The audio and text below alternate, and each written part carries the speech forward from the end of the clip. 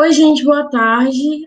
Meu nome é Isadora, né, sou aqui de Manaus, e eu sou estudante da Universidade Federal do Amazonas, do curso de Serviço Social, né, sou orientanda da professora Lidiane Cavalcante, né, a professora doutora Lidiane, professora do Departamento de Serviço Social, e eu estou aqui para falar um pouco sobre o posicionamento e a existência de mulheres lésbicas dentro da ciência.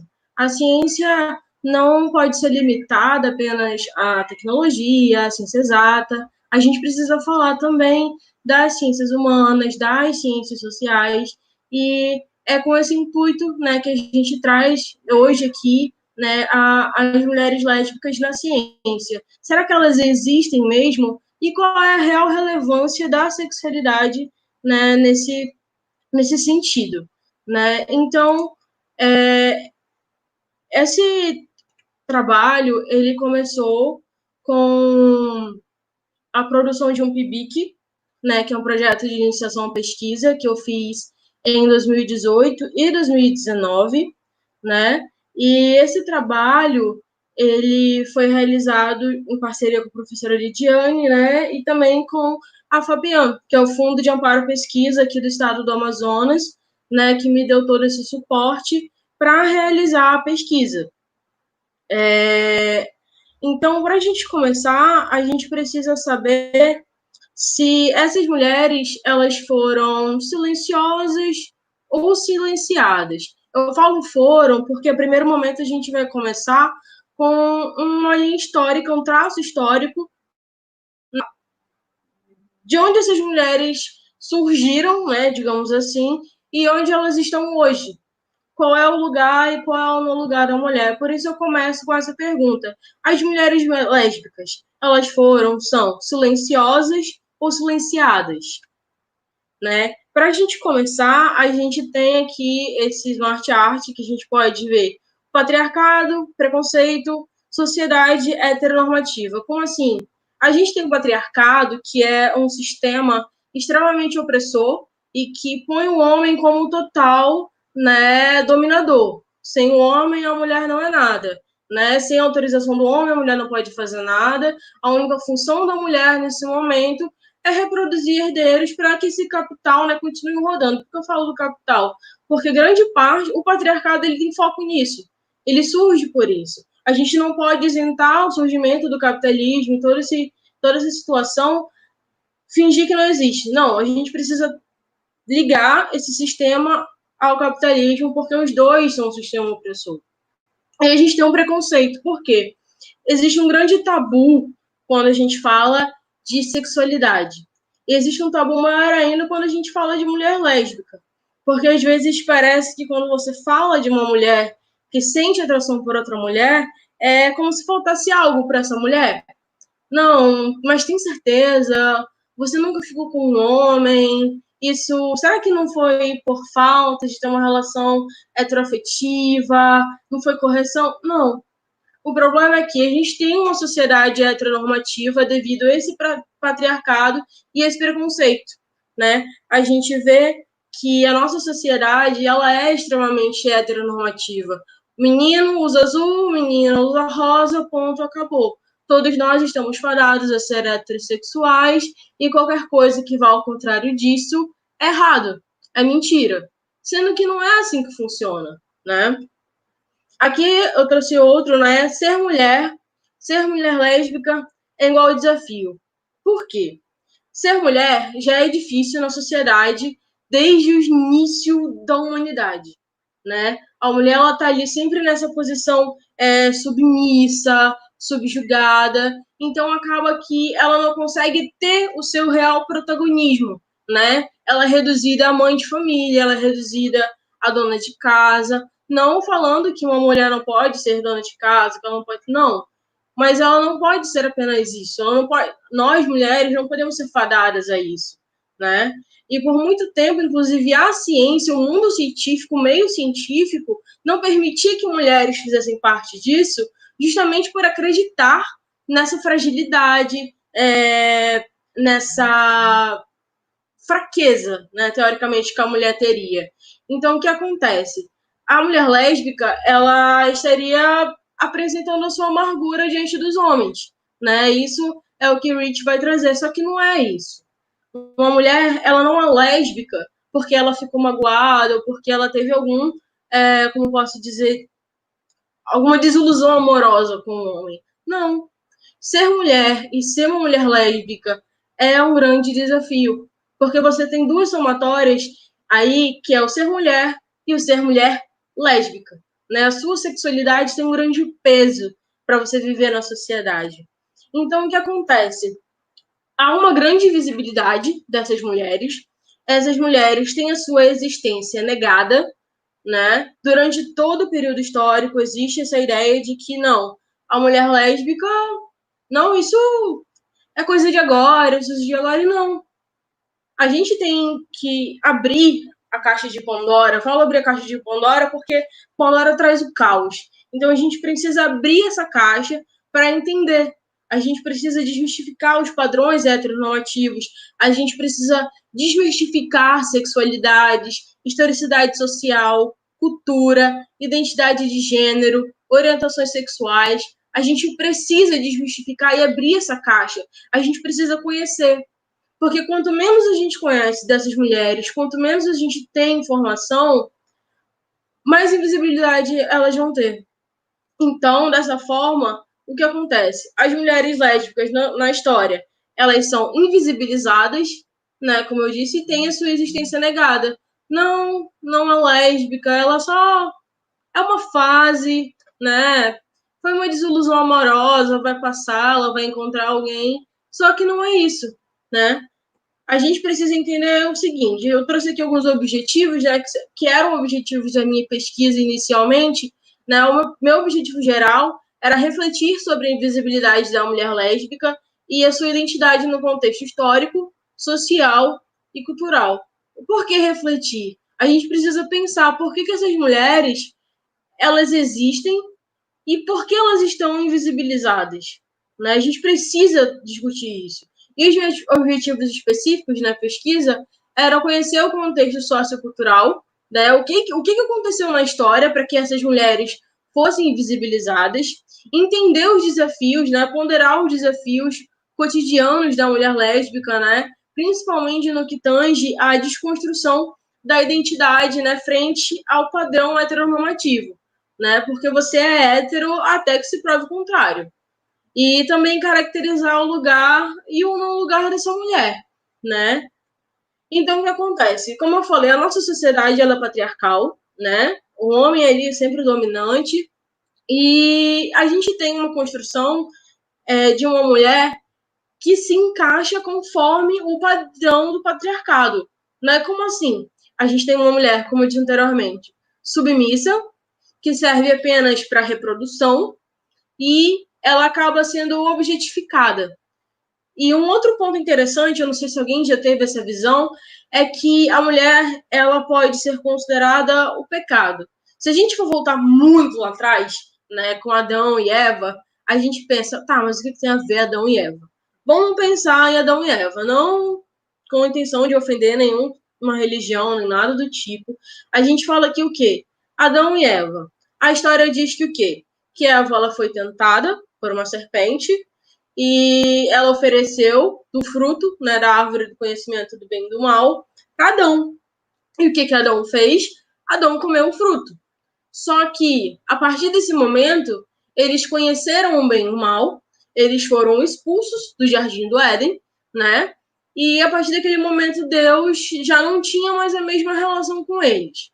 E a culpa disso tudo é da Eva, porque a Eva foi, pegou o fruto e deu para Adão. Mas não foi a Eva que falou, Adão come. Não. Adão comeu a fruta porque ele quis. Essa é a ideia que a gente tenta trazer, sabe? Que a mulher ela é culpada até mesmo pelo pecado que teoricamente teria entrado no mundo. É culpa dela. Foi a mulher, né? E não só Eva é o ponto, né, nessa situação. Até mesmo a própria Pandora, como eu falei da caixa de Pandora, ela é tida como caos. Zeus vê Pandora como o caos, como o mal que há no mundo. O próprio Pitágoras fala isso, que a mulher é o mal que há no mundo. Então, a gente tem esse padrão, né, esse sistema patriarcal de dominação, de opressão, de machismo, que naturaliza tudo isso, que naturaliza a dominação masculina, que domina ou que naturaliza, né, a opressão ao sujeito feminino, a agressão, a violência doméstica acaba sendo algo natural, normal, sendo que não é. Então a gente precisa trabalhar melhor a construção do sujeito feminino na sociedade e abrir os horizontes para as nossas mulheres, para as nossas meninas, para elas entenderem que elas não estão fadadas apenas ao que o patriarcado escolhe para elas, né? Que é a submissão, a reprodução, a objetificação dessa mulher, né? E dando sequência, a gente consegue visualizar, né? Como eu disse, a mulher é objetificada e usada para reprodução. Nisso, acaba que a mulher ela não tem um prazer sexual validado, muitas vezes, numa relação heterossexual. O prazer é do homem, é dele, e a mulher ela acaba não tendo o prazer que ela merece ter. Né? Muitas vezes ela é vista justamente como eu disse, como um objeto e como um meio de reprodução. Né? Eu vou aqui, vou reproduzir meus filhos, vou fazer minha parte, e é isso. Mas não é bem assim. Aqui a gente tem um outro smart art que a gente pode ver um pouquinho sobre como é que é feita a repressão, né, a sexualidade do sujeito feminino. Como assim a repressão da sexualidade? A mulher, ela tem a sua sexualidade reprimida de todas as formas. Até mesmo com a masturbação, muitas vezes, algumas meninas, até mesmo mulheres adultas, né, adolescentes, têm dificuldade de falar desse assunto porque desse assunto foi feito tabu. Desse assunto foi feito o quê? Pecado. Porque a sexualidade, ela vem sendo controlada desde os tempos da Inquisição, né? A sexualidade feminina, que a gente vai se referir, né, apenas à mulher. Como assim? Temos o período da Inquisição, né? Ok, homossexualidade é pecado. Quem for homossexual ou quem praticar atos com outras mulheres, outros homens, né, do mesmo sexo, tá pecando e vai pro inferno. Só que não é bem assim, né? Mas é isso que a igreja traz. A igreja, ela cria artifícios, né? A sociedade cria artifícios para condenar a sexualidade do sujeito feminino. A primeiro momento, né, a partir da condenação da homossexualidade como pecado, né? Ok, passa um tempo, a igreja ela não consegue mais controlar as pessoas dizendo que a homossexualidade é pecado. Não dá mais para controlar. As pessoas passam a não mais ter medo do inferno. Então, a gente vai eles precisam apelar para outro meio, para outro mecanismo. E para que eles vão apelar? Eles apelam para a lei. Como assim para a lei? Ok, vocês não têm mais medo do inferno, então vocês vão ter que ter medo da cadeia. Essas pessoas, né, a igreja, a sociedade patriarcal, os homens machistas, eles têm uma visão, uma mente muito limitada. Então, ok, você não vai ter medo do inferno, você não vai mudar porque não tem medo do inferno, então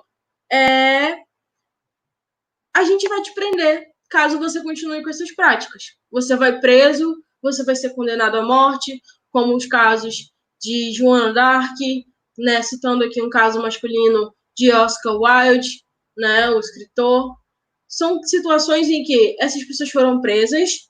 No caso de Joana d'Arc, foi mais além, porque ela foi morta. E não só isso, né? Propriamente, nós temos uma mulher, que é a Henriqueta Faves, que ela também é presa e ela tem ali duas opções. Ou ela se arrepende, né, da sua sexualidade, ou ela deixa na sua imoralidade e segue o caminho de entrar para um convento e ali ficar. Né? São situações que são criadas para que essa sexualidade feminina ela continue sendo reprimida. Por quê? Você não vai obedecer, você não vai seguir o padrão moral, então você vai ser presa. Só que com o tempo a gente vê um posicionamento muito maior né, referente à questão legal, né, de criminalização da homossexualidade. O que a gente vai ter, então? Vocês não vão mais ter medo do inferno, vocês não têm mais medo de ser presos? Então, beleza. A partir de agora, vocês são doentes. Vocês vão ter que ter medo de alguma coisa. Então, vocês são doentes. É isso que nós, homossexuais, lésbicas, trans, bi, ouvimos. Não, vocês são doentes. Vocês não são mais pecado, vocês não são mais um crime. Pois então, agora vocês são doentes. São essas fases que são passadas a repressão da sexualidade do sujeito feminino, né? A sociedade heteronormativa, né, vou usar esse termo mesmo, ela faz isso, ela vai fechando o cerco em volta da sexualidade para encontrar algum meio de fazer com que ela não exista mais. E é algo que o próprio Foucault, né, como ele está aqui do lado, ele cita. Foucault, ele fala que a sociedade ela usa dessa repressão para que não se seja mais falado sobre sexo, porque a partir daí o sexo ele é tido como um tabu. Falar de sexo, falar de sexualidade, falar de homossexualidade, falar até mesmo de outra qualquer situação referida a esse assunto é um tabu. Parece que você está cometendo um crime, né? Parece que você está cometendo um erro, falando algo errado, falando algo imoral, mas não é. É algo que deve ser normalizado, porque não é uma abominação, não é nada demais. Qualquer homossexual é um ser humano como um heterossexual. E com essa repressão, né, que a gente vê da Igreja Católica sobre a sexualidade feminina, a gente chega a um ponto bem interessante, que, que é a caça às bruxas, né? Eu gostei muito de fazer essa pesquisa e chegar a esse ponto da pesquisa, porque a gente consegue perceber pontos da história que vão finalmente se encaixando com o contexto atual que nós vivemos. E o que tem a ver as bruxas com mulheres lésbicas na ciência? O que tem a ver? Para a gente conseguir chegar no lugar da mulher na ciência, da mulher lésbica na ciência, a gente precisa perpassar esse caminho histórico. Então a gente chega nas bruxas por quê? As bruxas, elas eram consideradas mulheres que faziam feitiçaria, magia, mas a realidade é que essas mulheres, elas tinham muito conhecimento. Elas eram muito inteligentes. Essas mulheres, elas desafiavam homens, médicos, padres, o alto clero realmente da igreja, sem medo, entende? E é por isso que se inicia essa caça às bruxas. A igreja, ela precisa cortar o mal pela raiz. Ela precisa fazer com que a sociedade não veja que essas mulheres são mais inteligentes que homens. Mas o ser mais inteligente pode ser considerado, às vezes, tão banal quando a gente passa a ver essa situação, porque essas mulheres, elas conheciam a natureza, conheciam remédios naturais, realmente, né, plantas medicinais para tratar pessoas com determinados tipos de doenças, que muitas vezes os médicos, né, que era uma profissão até o momento fadada apenas a homens, não conseguiam fazer. E para eles, o uso dessas plantas, dessas formas de medicamento, era bruxaria, era magia, era feitiçaria. Porque não era feito pelos homens da burguesia, da igreja ou da nobreza, não era feito por eles. Eram feitos por mulheres simples, que eram respeitadas, inclusive, na sua comunidade, muitas vezes. Os filmes, eles trazem essa ideia de que a comunidade vai, entrega a bruxa, mas a realidade é que muitas dessas mulheres eram líderes de comunidade. Essas mulheres lideravam, né, aldeias, elas eram ali as anciãs do determinado local onde elas estavam, porque elas tinham esse conhecimento. O Maleus e Maleficaram, ele é um livro que foi produzido no período da Inquisição, da Cruzada, que ele detalha tudo sobre bruxas. Como elas são, qual é o perfil, como condená-las, como identificá-las, né? E nesses livros tem muitas citações em que eles retratam claramente como eles fazem para identificar uma bruxa, né? Eles faziam exames no corpo dessa mulher, eles deixavam elas nuas para fazer toda essa, como eu posso dizer, toda essa análise meticulosa, sabe? Só que eles desconheciam a anatomia feminina. Eles não conseguiam entender de onde saía tal magia. Mas a verdade é que eles não faziam magia. Elas simplesmente tinham um conhecimento que os homens não tinham. E isso tudo leva a gente a entender o motivo da caça às bruxas. Elas eram caçadas não por magia, não por heresia, mas por falta de conhecimento. A morte de bruxas, né, das mulheres tidas como bruxas durante toda a era medieval, Inquisição, Cruzadas, durante todo esse período histórico, pode ser considerado o primeiro feminicídio, a primeira forma de feminicídio da história. Porque essas mulheres, elas não estavam sendo mortas por nenhum outro motivo além de serem mulheres. Era por isso que elas estavam sendo condenadas. Elas estavam sendo condenadas por serem mulheres. Elas estavam sendo mortas, elas estavam sendo queimadas por serem mulheres que buscavam e que tinham conhecimento além dos homens. Então, eles não aceitavam que uma mulher pudesse ter mais conhecimento que um homem. Então, matar e silenciar essas mulheres, para eles era muito mais prático, né? E esse, então, é a primeira figura, a primeira caracterização de feminicídio que a gente vai ter na história, né? E indo para as mulheres lésbicas, né, na história, quem foram elas, onde elas estavam, o que elas faziam, quem elas eram.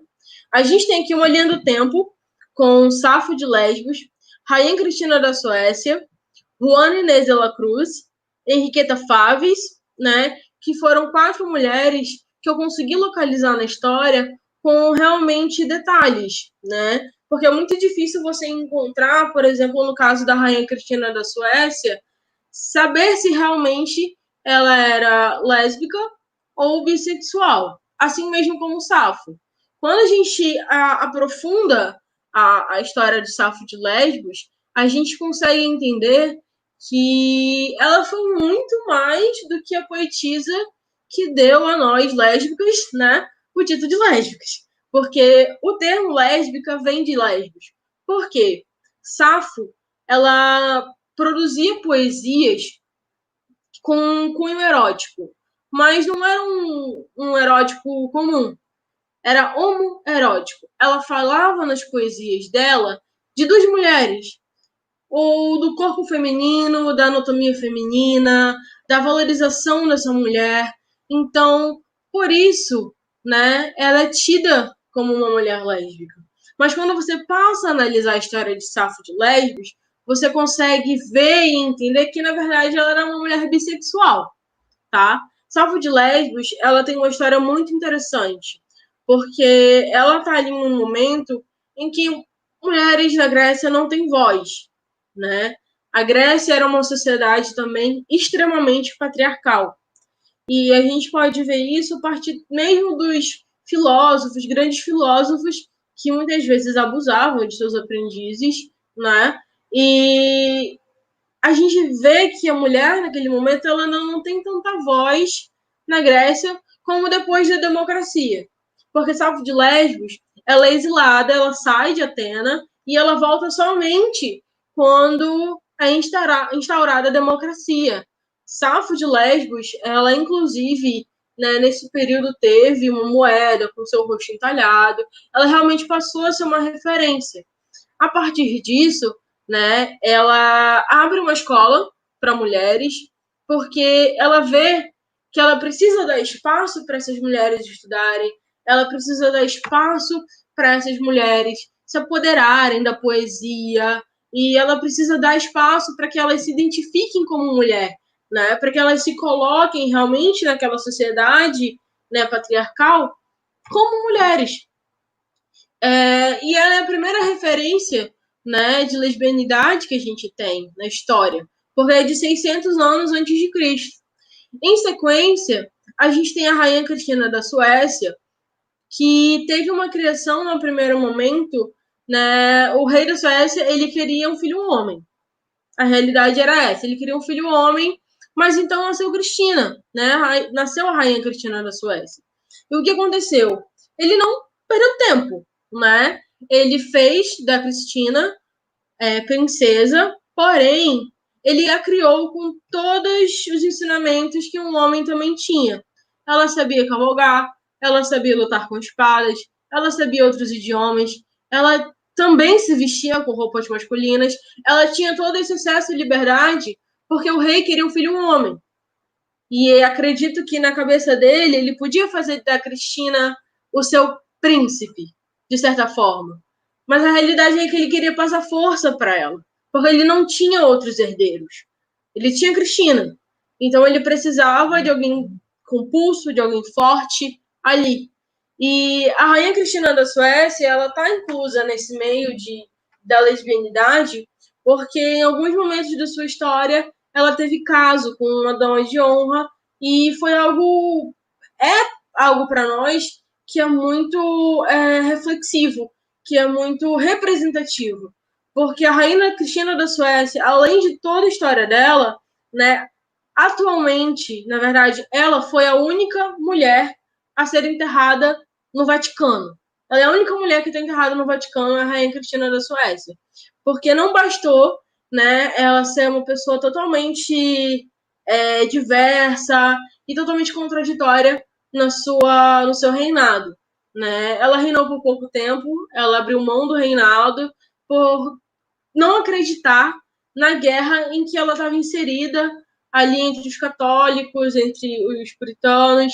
Então, ela acaba abrindo, né, mão do seu reinado e parte para o lado realmente católico e é a única mulher a ser enterrada no Vaticano. Né? Em sequência, isso ainda no século XVII, a gente tem a Juana Inés de la Cruz. Juana Inés de la Cruz, para mim, foi uma das mulheres mais interessantes de se fazer pesquisa. Porque a Juana Inés de la Cruz, ela é a referência feminista que nós temos na América Latina. Né? Ela tem o título, né, que é carinhosamente dado a ela, de a primeira feminista da América Latina. E o mais interessante sobre ela é que ela era uma freira. Só que quando você para analisar a história dela, você vê que ela era uma mulher realmente desconstruída. Desde o início da infância dela, ela não queria ser comum. Ela não se via como uma dona de casa, ela não se via como uma mulher fadada em casa.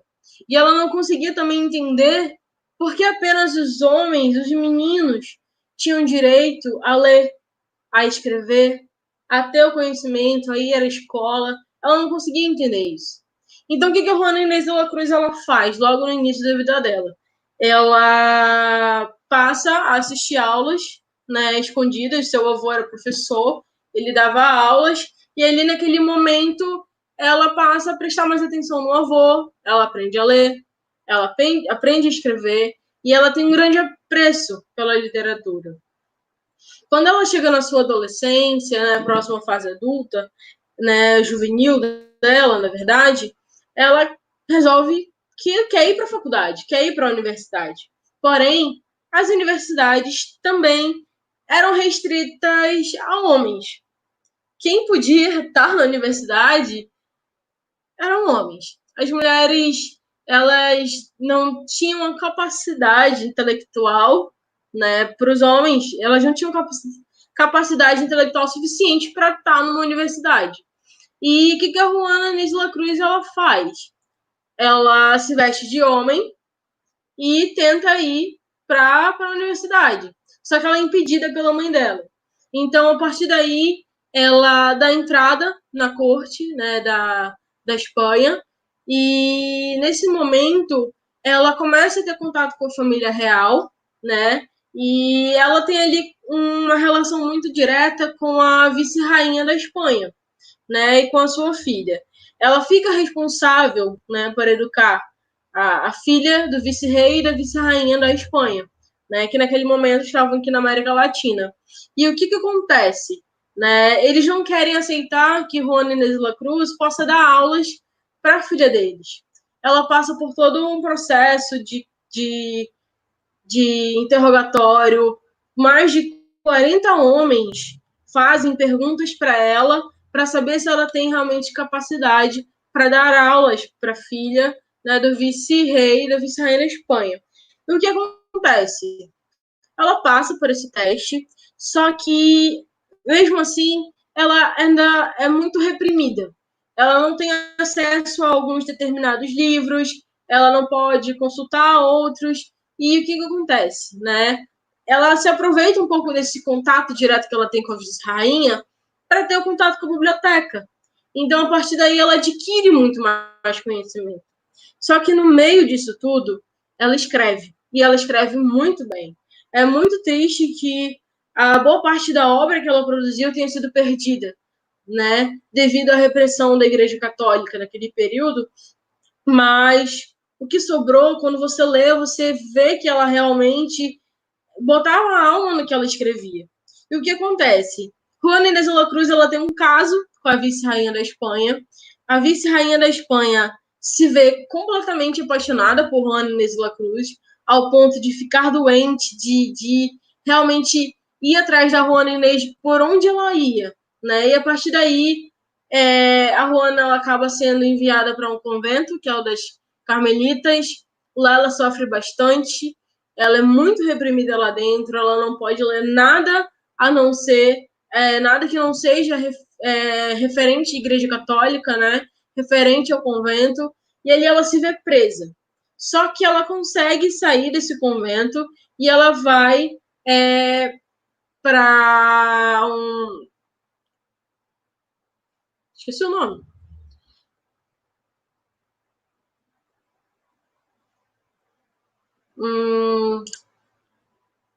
Ela acaba se dirigindo para as Jerônimas. Lá com as Jerônimas, ela acaba tendo um acesso muito maior à educação. Ela pode ter mais acesso aos livros, ela tem mais acesso a fazer suas produções.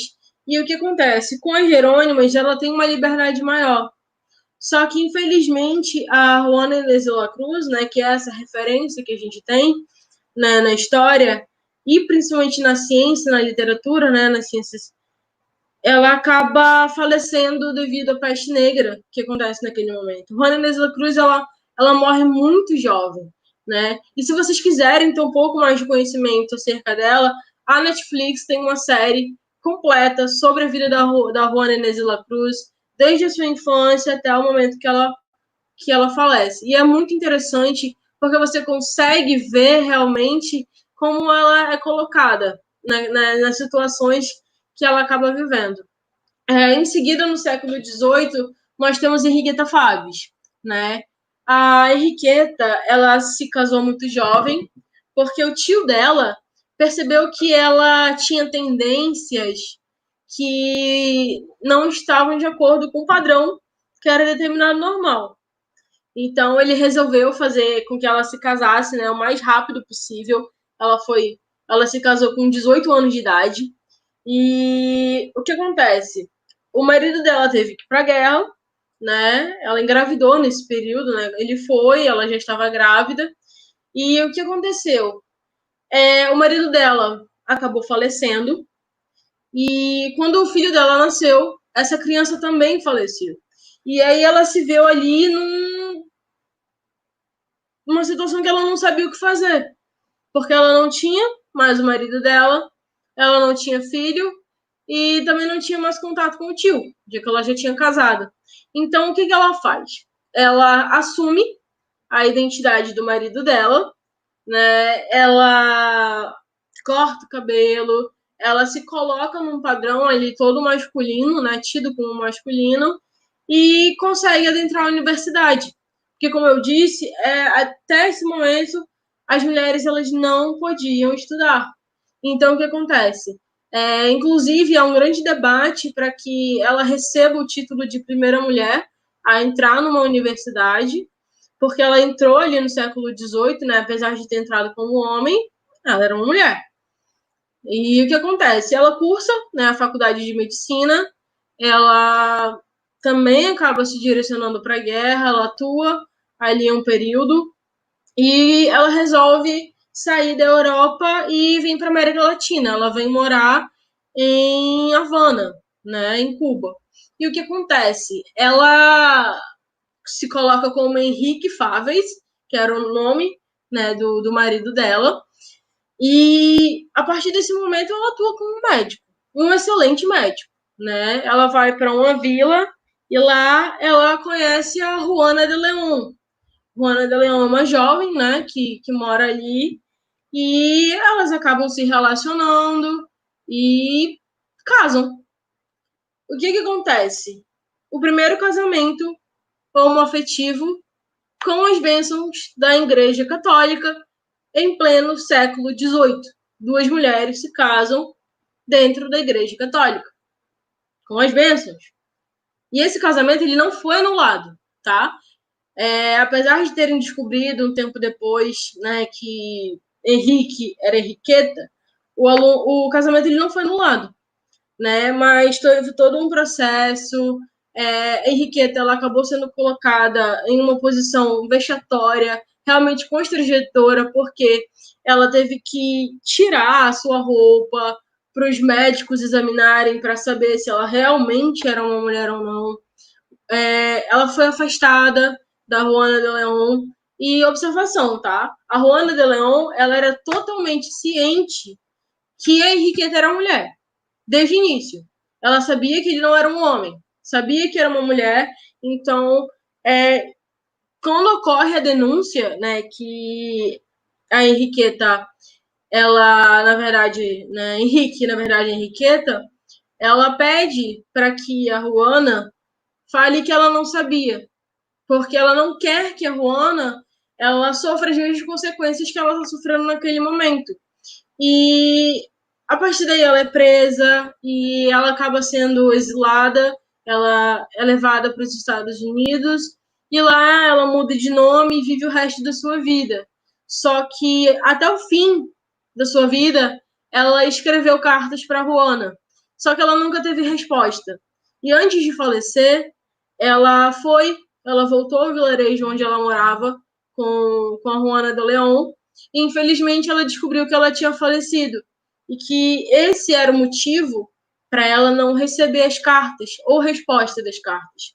Então, é bem triste, né, o final da história dela, mas é porque mulheres lésbicas elas têm sido historicamente destituídas da sua existência. Elas são incluídas como uma versão feminina da homossexualidade masculina. E não é bem assim. Lésbicas são lésbicas. Gays são gays. Lésbicas não são mulheres gays. Não são uma versão feminina de gays. Né? E é importante a gente frisar isso. E quando a gente fala do lugar e do não lugar da mulher lésbica, né?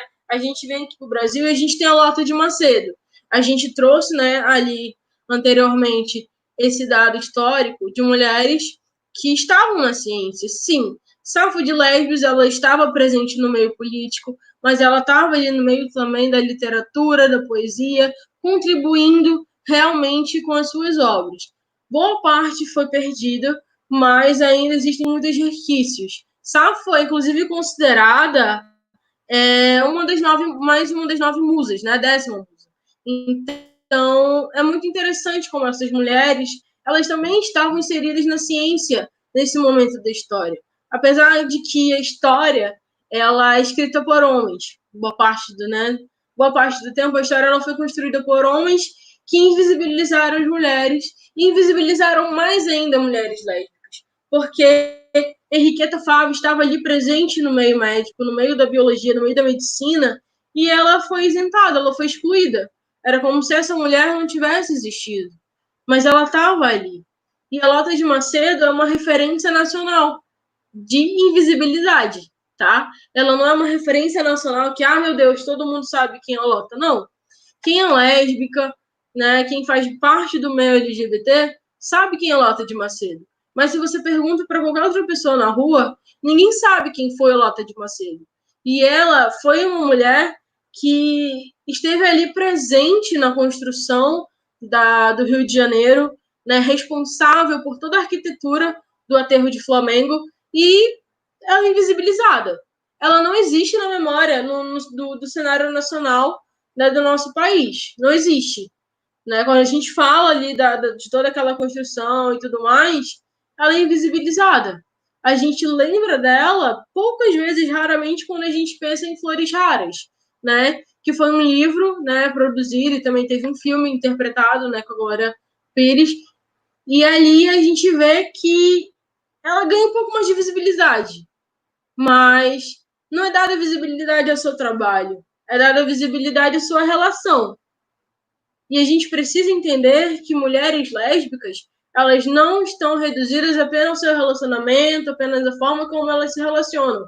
Elas também são pessoas, elas também trabalham, elas também têm produções científicas, elas também têm capacidade de estar à frente de um departamento de ciências, elas têm a capacidade de estar à frente de um departamento de química, de física, entende? E Lota, ela não foi uma lésbica silenciosa nem pouco.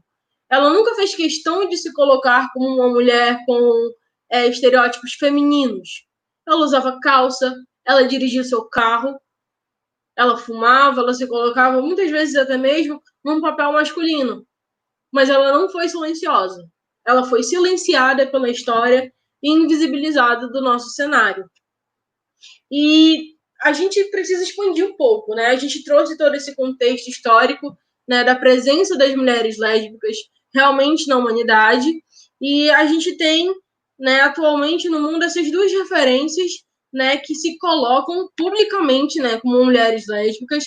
Elas não têm, né, essa vergonha de se realmente colocarem como mulheres lésbicas, né, que é a Nerds Malvávala e a Caroline Bertozzi. O que acontece? A Nargis, ela recebeu o prêmio MacArthur em 2010. É um prêmio que ele tem uma grande, né, visibilidade no meio científico. E ela foi também nomeada chefe de departamento associada, né, de física do MIT, né, em fevereiro de 2015. E em 2017, ela foi eleita para a Academia Nacional de Ciências. E algo muito interessante sobre ela é que ela é responsável pela sequência dos estudos de Einstein, né, relacionados a buracos negros e toda essa questão física, realmente. E ela tem uma grande visibilidade nesse meio. Mas ela não tem a visibilidade porque ela é lésbica. Ela tem visibilidade pelo trabalho que ela produz no meio científico. E é isso que a gente precisa aprender a separar, né? A sexualidade dela do caráter dela. É o que a gente precisa fazer, na verdade, no geral.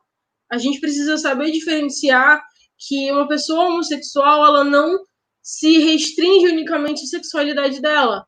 Ela é um ser humano, pensante, com um caráter. E que isso não é determinado pela sexualidade dela. Tá? E a gente tem a Bertozzi, que ela foi uma das mais jovens cientistas, né, a receber o prêmio MacArthur Fellowship, e a primeira a receber um dos prêmios dos Estados Unidos, que tem um valor, um dos prêmios mais caros, né, pode dizer assim, dos Estados Unidos, e atualmente ela é diretora do Departamento de Química de Stanford. E essas duas mulheres, elas são referência no mundo científico, né, das ciências exatas, e elas não se escondem. Elas não têm medo de se colocarem como mulheres lésbicas. Algo interessante sobre a Malvala é que ela é paquistanesa. E no Paquistão, é crime ser homossexual. Então, hoje, se ela voltasse para o país dela, para ela seria o mesmo que assinar a sentença de morte dela, né? A condenação dela. Então, é muito importante que a gente possa ver essa mulher em um local de protagonismo e não ter vergonha de assumir a sua sexualidade, assim como a Bertozzi. As duas, elas têm uma importância muito grande no cenário, né, científico, e também devem ter no meio LGBT. Muitas vezes a gente acaba falando das referências apenas artísticas. A gente fala de atrizes, de cantoras, e a gente esquece dessas mulheres que estão ali no campo científico batendo de frente com o machismo. Porque o campo científico ele é muito machista, muito patriarcal. Então, elas estão ali sempre batendo de frente, porque elas têm sempre o seu trabalho duvidado. Então, é importante que vocês entendam que a mulher lésbica, ela tem a sua visibilidade, que ela existe, que ela é protagonista, né, da sua vida e do seu trabalho. E a gente traz aqui no Amazonas a professora Lidiane Cavalcante, que é uma referência, né, na área de pesquisa de gênero, sexualidade, sobre lesbianidade, uma mulher lésbica que também não tem medo de falar da sua sexualidade, de expor a sua sexualidade, uma mulher que não tem medo, que enfrentou todos os percalços, todos os obstáculos na sua vida para estar onde está hoje. É professora do Departamento de Serviço Social, né, da Universidade Federal do Amazonas, e ela é uma referência nas pesquisas aqui, né, relacionada à sexualidade e gênero. E para a gente poder terminar, a gente tem aqui algumas considerações finais, que seriam 3, né, bem simples. As mulheres, elas foram invisibilizadas pela história, sempre subjugadas e sempre superestimadas. Outra consideração que é importante vocês refletirem é que essas mulheres, elas só conseguiram se colocar em algum momento a partir do momento que elas se travestiram de homem. A Juana Inês de la Cruz, a própria rainha Cristina da Suécia e a Henriqueta Faves. Elas tiveram que se colocar como homens para viver a sua sexualidade e para ter uma vida normal.